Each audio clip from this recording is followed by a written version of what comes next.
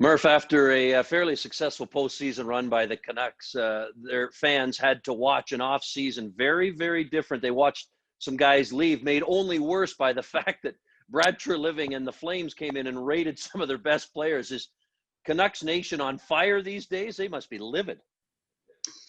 I think they're upset in some ways. And if there's one player they're probably the most upset about, it's the goaltender, Jacob Markstrom. Listen, they offered him 5 times 5.5, whatever it was. He couldn't leave $8+ million on the table. He had to take it. It's going to be his last big deal.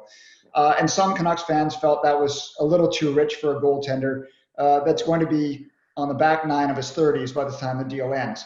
But keep in mind, this has been their MVP the last 2 seasons. By most metrics, top 5 goaltender in the league last season. By far one of the best in the league, saving those high danger scoring chances. He was their backbone. And a real battler and a guy that had finally landed a #1 job. So I think if Canucks fans are upset about one player, it's him. Now, listen, even if it is too rich and the Canucks couldn't overpay to keep him, they were in a position where they couldn't even try to do that because of some of the bad contracts given out on previous July 1st. So I think Canucks fans were upset with losing him, but more so not having the ability to overpay a little bit just to keep him, even if the deal is seen a little too rich. What about the idea? I just spoke with Brad Treliving a moment ago, and he just said, it wasn't part of the big plan, made a joke about the fact that maybe scouting could only afford to go one province over, and because that's all anybody's saying is, what, did you scout anybody else? But he said it wasn't a part of a big plan. But as you see this unfold now, and as we go forward into the uncertainty of what a return to play 2.0 might look like, and if there is a Canadian bubble, Murph, how do you think that the moves, the fact that Treliving took 3-4 potentially former Canucks away and added them to his roster in Tanev, Levo, Domingue, and Markstrom, how does that affect this Canadian bubble potentially when it could be the Flames and Canucks with some regularity? And don't forget, you got to mix Edmonton into it as well because they were in the Markstrom hunt. Yeah, I'll say this. I think you're going to feel it in the Canucks room. I mean, first off, Markstrom is an ultimate competitor. Hates to lose, and even though he'll never say it, I guarantee he holds a grudge. He wanted to stay in Vancouver, and if they're in a bubble, he's going to want to stick it to the Canucks every time they play. Another reason the Canucks will feel is that those are 2 real leaders in the room. Tanev, his nickname amongst most of the Canucks was Dad. He's the second long-service Canuck behind Edler. He had taken a lot of the young players under his wing, and his fiance would have all the young players over for dinner multiple nights a week. So these are 2 super, super popular players. So it's a gaping hole in the Canucks room, not only from a hockey perspective, but from a person perspective, because they were 2 super popular players. I'm not sure where Levo fits in that. He was hurt in January.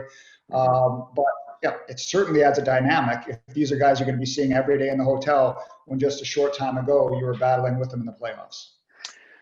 You mentioned injuries, and I think that's what kind of follows Chris Tanev around to go along with that type of warrior mentality and how good he is in the room. Is that a real concern with him at this age, with that term, that contract, and that ability to get dinged up?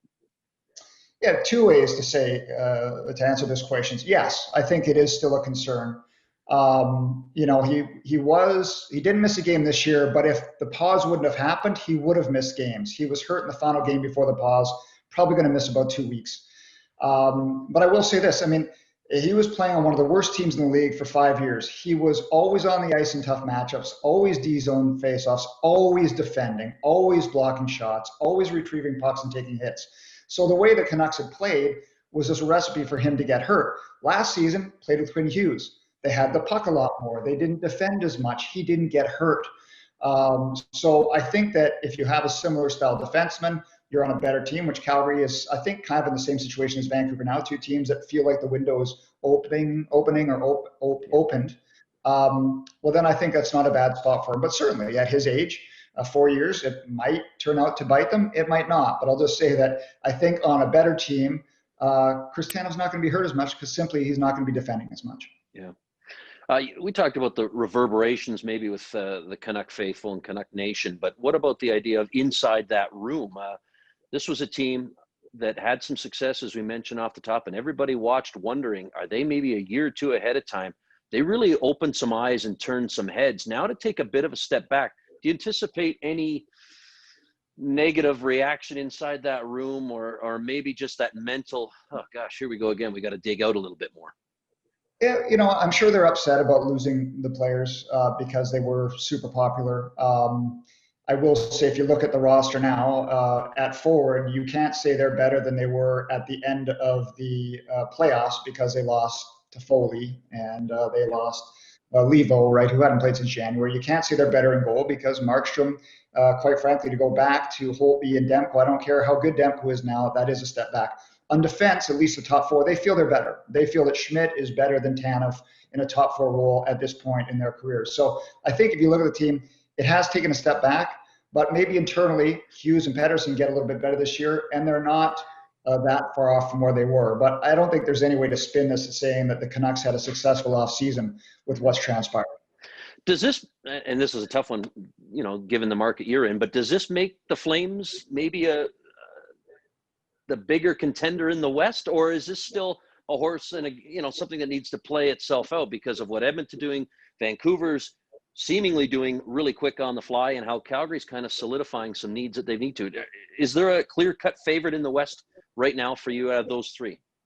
Well, I'll ask you because is having a real solid number one goaltender with the turnover that's happened in Calgary since Kipper left, was that the biggest problem that needed to be addressed, or is it the first line? Like, now that they have this goaltender, do they feel that's kind of what's held them back a little bit to make sure you have that number one guy?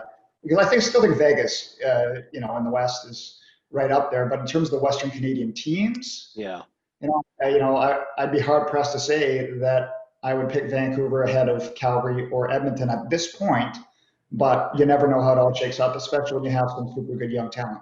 Now, you mentioned the goaltending here in Calgary. 11 goaltenders have come through the door under Brad Treliving's tenure, and yet the last two postseasons under Mike Smith and Cam Talbot, goaltending was not the issue. But as you pointed out, you've got to solidify that position. It's something Brad Treliving, and hey, how about his goalie coach?